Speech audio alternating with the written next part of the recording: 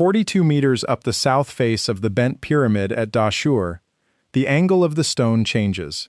A seam runs clean and horizontal around all four faces of the structure, and what sits above it is a different pyramid than what sits below it. Below the line, the limestone courses rise at 54 degrees. Above it, the slope drops to 43. The change is not subtle. From 3 kilometers away, the geometry shift is visible enough that the first European surveyors who reached the site in the early 19th century noted it before they had dismounted. Stand at the base and look up, and the seam tracks across the stone in both directions, as clear as a line drawn on paper, the lower portion of the structure climbing at one angle and the upper portion settling back to another. The casing limestone that covers the bent pyramid is not the stripped skeleton most pyramids present today. Most of the original facing is still there, white stone from the Tura quarries across the Nile, and it means the seam has been visible in exactly this form since the day the builders finished it. Every tour guide who walks visitors past the south face delivers the same explanation. The builders grew worried. The angle was too steep. The weight pressing on the interior was becoming dangerous, so they reduced the slope to finish it safely and moved on. It is a tidy explanation. It accounts for everything you can see from outside. The interior of this building does not cooperate with it. Inside the bent pyramid, 2 complete entrance corridors, cut from 2 separate faces, access a chamber system more architecturally complex than most pyramids built in the 2 dynasties that followed. Cedar beams imported from Lebanon under orders specifically recorded in Sneferu's government documents are still inside the lower chamber, spanning the corbelled ceiling in a structural role found nowhere else in the Old Kingdom pyramid canon, and the administrative hieroglyphs from Sneferu's reign that survive in the documentary record of his era describe what the builders found when they entered the lower chamber and understood what the ceiling was doing under the load of the rising structure above it. If you're enjoying this story so far, don't forget to hit the like button and subscribe. Drop a comment telling me where in the world you're watching from. I love hearing from you. The standard reading of the bent pyramid runs as follows. Sneferu, first pharaoh of the 4th dynasty, attempted 3 major building projects. The structure at Medum came first, showed signs of instability, and was left in the compromised state we can still see today. The bent pyramid at Dahshur came second, started at an angle too steep for the interior to support, required correction partway through, and was finished in its altered form. The red pyramid, also at Dahshur, applied the corrected angle from its first course of stone and was completed without incident, producing the first geometrically true pyramid in Egyptian history. In this reading, the bent pyramid is the error in the middle, the building that went wrong and taught the lesson that made Giza possible. That narrative appears in every educational account of Old Kingdom pyramid development and has not changed substantially since it was first proposed in the 19th century. The crack in the narrative is visible the moment you look at what the building actually contains. A structure representing a panicked mid-construction correction does not contain 2 planned entrance corridors cut simultaneously by separate work gangs, a fact confirmed by the administrative marks stamped on the interior passage blocks during construction. It does not have a supply of imported foreign timber delivered and installed in its lower chamber before the construction sequence reached the point of crisis. It does not include a secondary corridor cut into the west face, fitted with its own blocking installation, and sealed as a primary planned element before the outer casing covered that face for the last time. The bent pyramid also carries the best-preserved original limestone casing of any pyramid in Egypt. Most of its outer facing still covers the structure after 4,500 years, which means the builders who supposedly panicked and compromised their design midway through also produced the most durable exterior surface in the entire pyramid corpus. A project remembered as a failure does not typically produce the best-preserved result. The interior of the bent pyramid is architecturally more considered than the red pyramid that supposedly represents the improved understanding that came after it. If this building is the error that taught the lesson, the error contains more deliberate planning than the lesson it is said to have produced. The Palermo Stone is a basalt slab, the largest surviving fragment held at the Regional Archaeological Museum in Palermo, and smaller pieces at the Egyptian Museum in Cairo, and it is not a religious text. It is a government ledger. It records Nile flood heights measured in cubits and palms, cattle census totals, military expeditions listed by season, and construction activities in the same compressed administrative shorthand Egyptian scribes used for grain deliveries and official appointments. Under the entries attributed to Sneferu's reign, two items are directly relevant to the bent pyramid. The first records the arrival of 40 ships carrying cedar wood from Lebanon, with a notation specifying purpose: interior roofing construction. The second records the building of two pyramid houses in the south under a designation that, in the administrative shorthand of Egyptian government documents, attaches to structures whose interior use is classified separately from their exterior monument function. The cedar is the element that cannot be explained away. 40 ships of Lebanese timber represent a significant logistical and administrative commitment. Cedar does not appear as a structural element inside any other pyramid of the Old Kingdom period. It does not grow in Egypt in the grades needed for long ceiling beams, and importing it at this scale required formal government sanction and months of transit time. The Palermo Stone places this shipment in the construction sequence before the point at which the chambers were sealed and the outer work resumed above them. The material was ordered and delivered before the building reached the height where it would be needed. The builders were not improvising a response to a problem the interior had shown them. They were preparing a material solution in advance of the condition they knew was coming. Inside the lower chamber, the cedar beams span the corbelled ceiling horizontally, installed between the limestone corbelling courses at a height where lateral thrust from the pyramid's rising mass would press most directly against the joint faces. The beams are still there. Cedar carries compressive load differently than limestone. It deflects visibly before it fails, and it provides warning rather than sudden fracture. You install cedar shoring under a stone ceiling when you have calculated that the stone is approaching a load, its corbelling angle cannot shed safely, and you need the ceiling to hold while you address the geometry above it. The construction marks inside the bent pyramid's passages include crew designations, orientation marks, and setting records consistent with the administrative graffiti found in other Old Kingdom pyramid interiors. What is notable in the bent pyramid's record is the evidence of the lower chamber being re-entered and assessed during the construction period. A re-entry documented by the disturbance pattern of the passage fill and by the position of the cedar installation relative to the surrounding construction sequence. The builders went back inside after the initial passage work and looked at what the ceiling was doing. The cedar was placed as a result of what they saw. The angle change above was the other result. Both solutions were implemented at the same stage of the building program: shore the interior ceiling to handle the load the current geometry was placing on it, and reduce the exterior angle to lower the load the ceiling would carry for the remainder of the pyramid's height. These were not sequential responses to a crisis unfolding faster than the builders could manage. The cedar arrived before the crisis. The angle change followed at a calculated interval. What the construction sequence establishes is that the builders knew what the lower chamber was going to do before the outer pyramid was tall enough to prove it to them.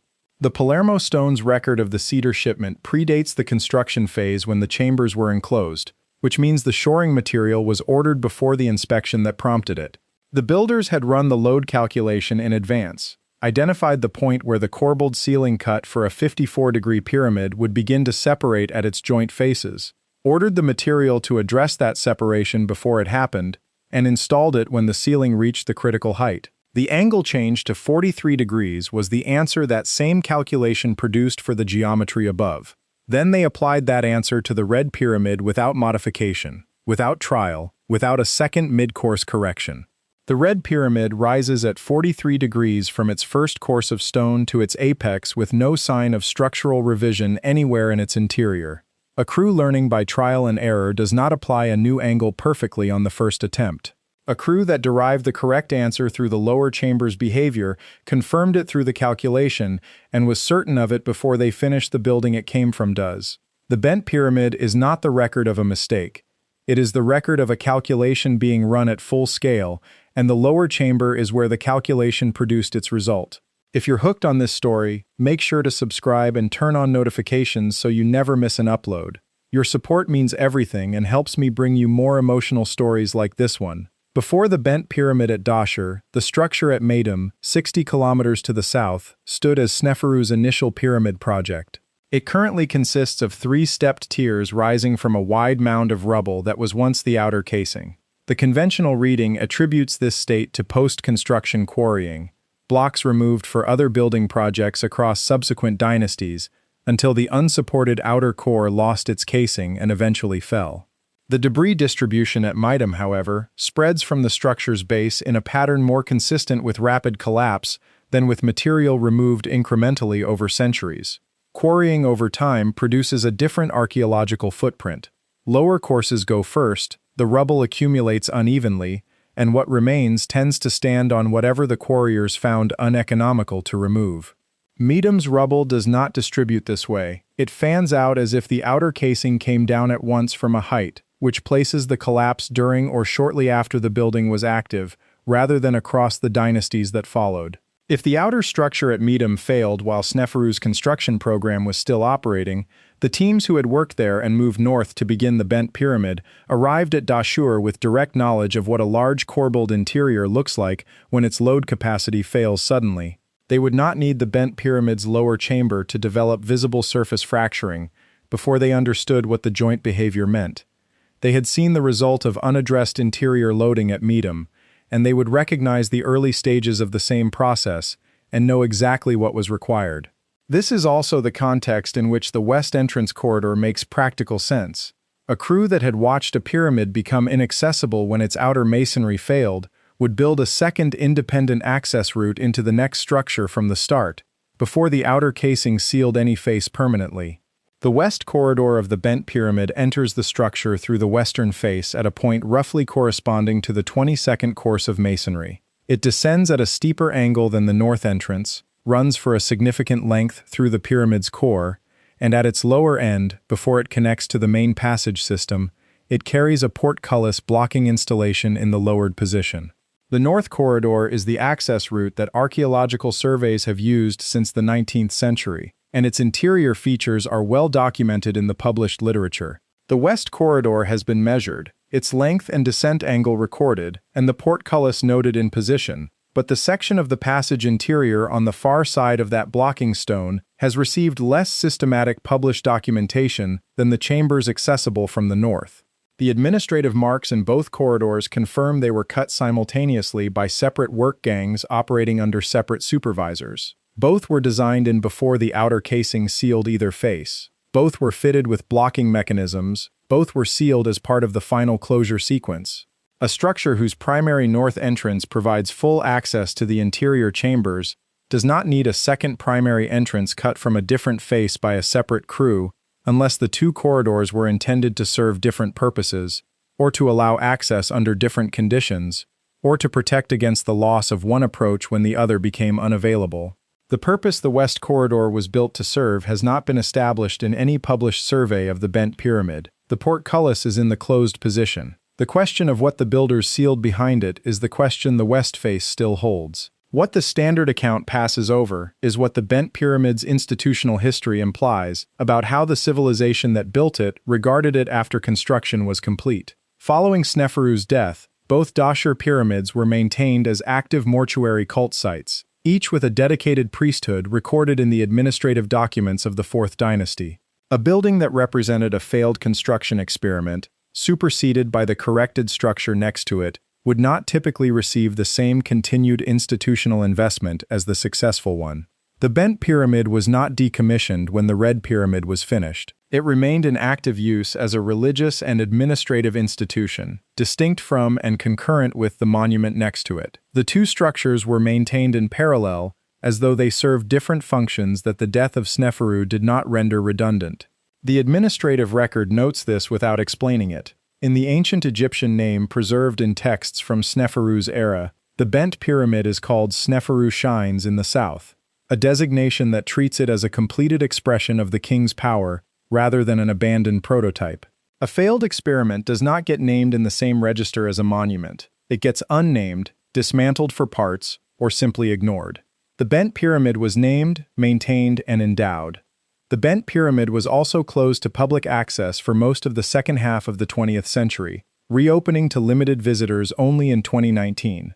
The decades of closure produced little new published documentation of the interior features that distinguish this structure from every other pyramid in the Old Kingdom corpus: the dual entrance system, the cedar installation, the construction sequence encoded in the passage marks, The hieroglyphs inside the bent pyramid have been read as inscriptions inside a pyramid. They have not been read as a building management record produced by a crew that knew what they were doing at every stage and left the documentation of those decisions in the stone.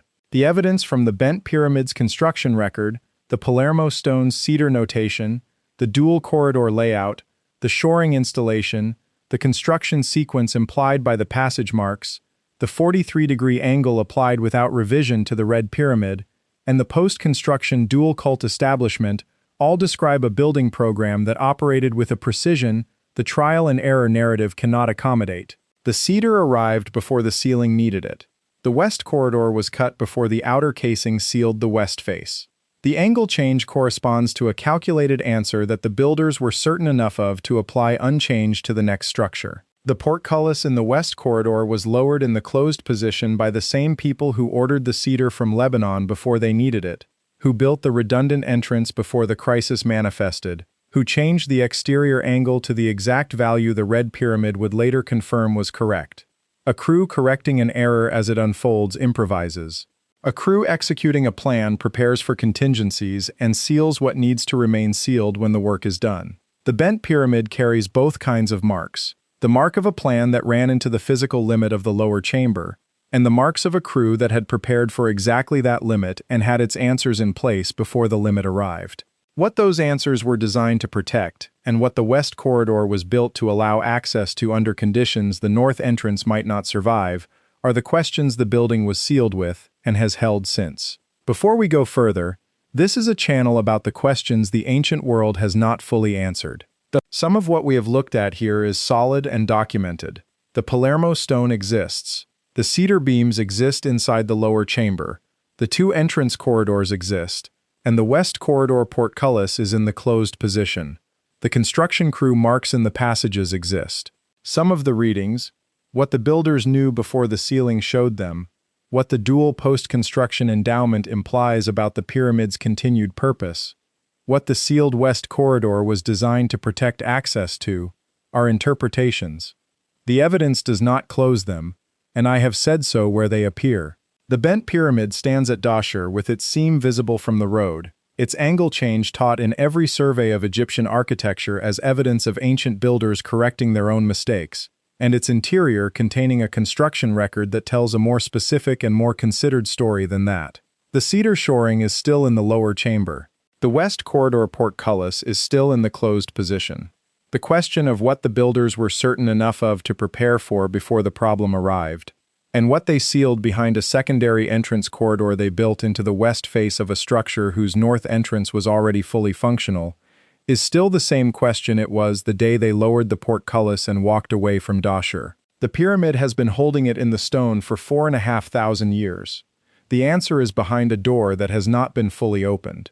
Thank you so much for watching until the end. If you loved this story, check out the other videos on your screen now. I think you'll really enjoy them. And don't forget to subscribe if you haven't already. See you in the next story.